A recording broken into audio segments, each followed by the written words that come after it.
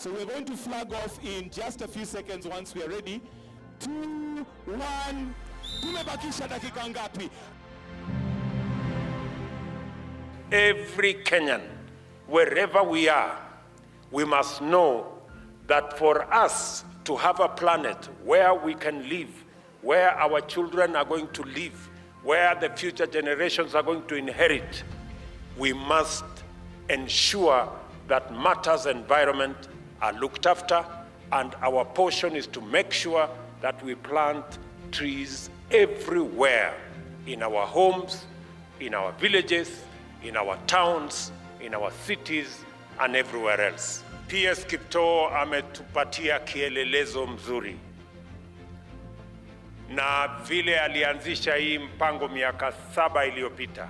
I will follow in your footsteps to adopt an ecosystem, to implement the 15 billion trees that we have to plant in 10 years. Please let's take the cue as shown to us by our brother, Dr. Kiptoo.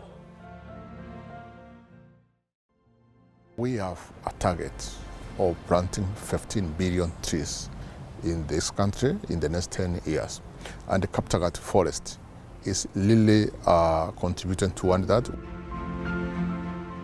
When we talk about 15 billion trees in this country, it means we must have produced 15 billion seedlings. There will be a total to the excess of 450 billion Kenyan shillings that will get to these communities as they produce these seedlings. That is the economy we are talking about. From the seed, as you can see, to the seedling, bring up the seedling, to the growing of the tree. This 15 billion strategy for Kenya has basically opened a sea of opportunities for Kenyans. And we are able to see individuals in various parts of the country that have taken this matter personally, and they have given some form of leadership. Every time I plant a tree seedling, it reminds me that it is not about me. It's about us. It's about humanity. It reminds me of the fragility of life. It symbolizes the delicate nature of life, a journey that demands patience, nurturing, and resilience. Just like the growth of a tree, the restoration of Kaptagat Forest is a story of perseverance.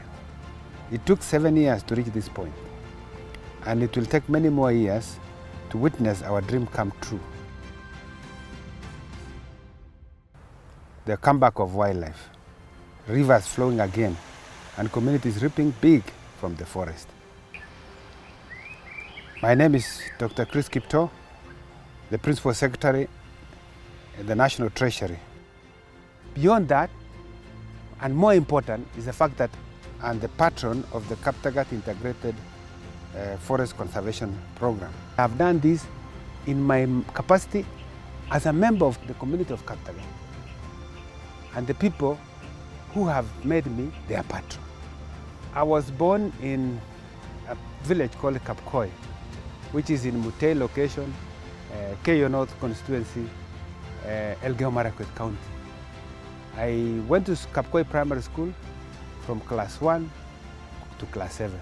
Kapkoi holds a very special place in my heart. It is where I belong, where my people are.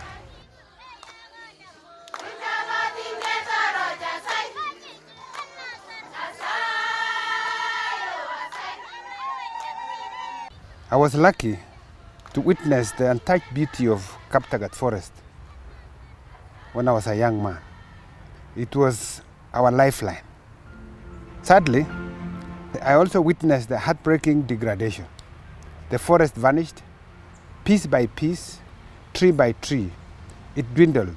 As I witnessed the gradual degradation of the forest, my heart was heavy. Illegal loggers targeted the precious indigenous trees. It was a devastating and unimaginable transformation. It was clear to me that we had to do something. And someone had to lead. And it had to be me. Because I felt I have a responsibility in my community to do so. I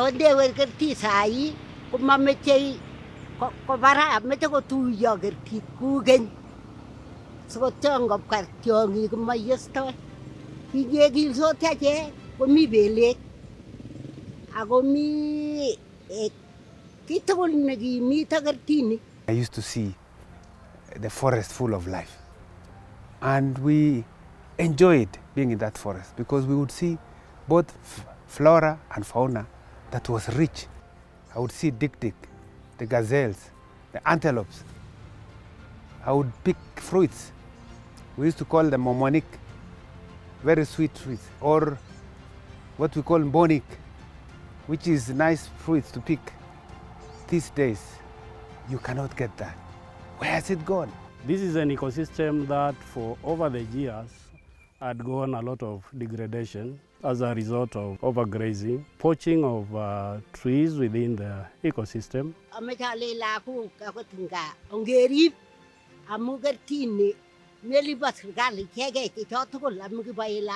It's a source of quite a number of rivers. I mean, it's a source of water for critical south in the country and the western part of the country and also the northern part of the country.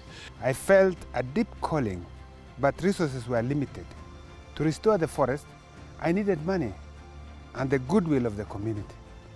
For it is their forest, their land to reclaim, and it is the people of Kaptagat who possess the power to join the forces with me and make a lasting difference. With each edition of our gatherings, we invited more and more individuals to join our cause.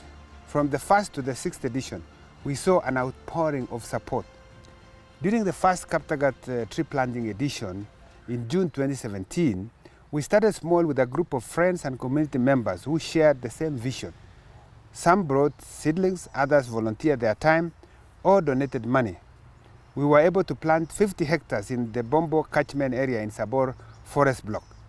In the second edition that took place in June 2018, 15 hectares were rehabilitated in the Kipsalen block of Sabor Forest. In the third edition, a total of 40 hectares in 5 sites were restored. In the fourth edition that took place in June 2020, a total of 105 hectares and 100,000 assorted indigenous trees were planted. And in the fifth edition, we were able to restore 185.4 hectares. The integrated master plan for rehabilitation and restoration of Cherangani Elgeyo Hills ecosystem was also launched. I benefited kuuza 24,000 seedlings. Nikapata pesa yangu mzuri sana 720,000. Hiyo ni mara yangu ya kwanza kuona pesa kiasi hiyo. Na nashukuru Mungu, wakati hiyo nilikuwa na watoto 6 secondary school.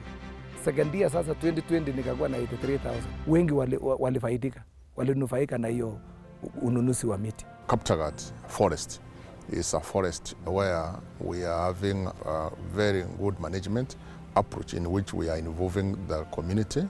The integrated approach is what is unique, where all aspects of society are involved, and they are now looking at the forest more as a bank where they can derive benefits directly.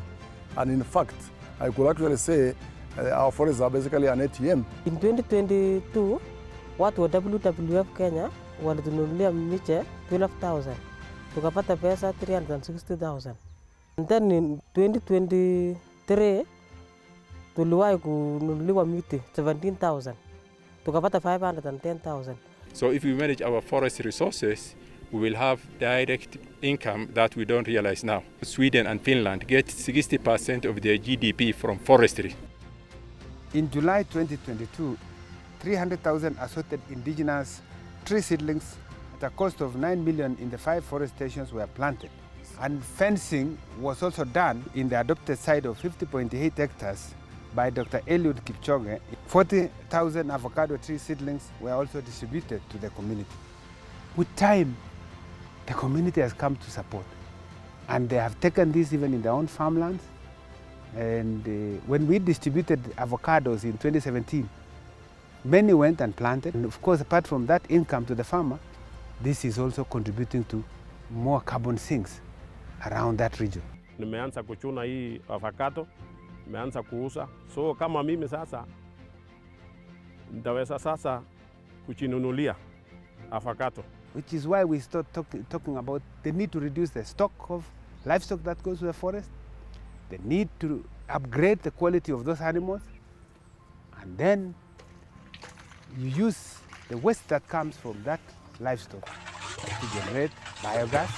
Wakati tumepata huu mradi wa biogas, imetusaidia sana. Imetusaidia so that siku hizi hatuendangi tena huko forest msituni kukata kuni. Imetusaidia kutusavia energy ya kwenda huko. Imetusaidia kusaidia mambo na moshi. Hiyo ni clean energy tunatumia sasa. One of the things that I did as a member of the community was also to address the issue of water supply. There's a project called Iten Tambach Sabor Water Project. I was championing for distribution of water to the people. Mi kijana yana mningo kinyo na kile chama chebi kule tekini tangit. Kaya goita tangit sigenyoru beek chekitoretege kiagik. Ak yo kokiboisie akot mbar. Ask yourself, what have you done? Please make an audit. That's personal audit. Please make an audit. What have you done? And if you get actually an answer that you have done nothing, take a step tomorrow.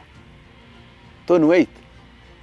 Take a step tomorrow and plant trees and take care of the environment. I also want to appreciate our peers because he started this thing when everyone was not adopting. We had not seen the seriousness of climate change.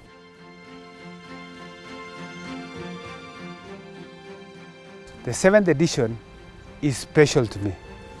It is a Thanksgiving edition. We have the honor and the privilege to have His Excellency the President of the Republic of Kenya, Honorable William Ruto, to grace the occasion. We plant the trees, and once the trees are on the ground, we now go back to a Thanksgiving ceremony where we shall all pour our hearts and say the many good things that have happened. Thank God, thank the community, thank everyone.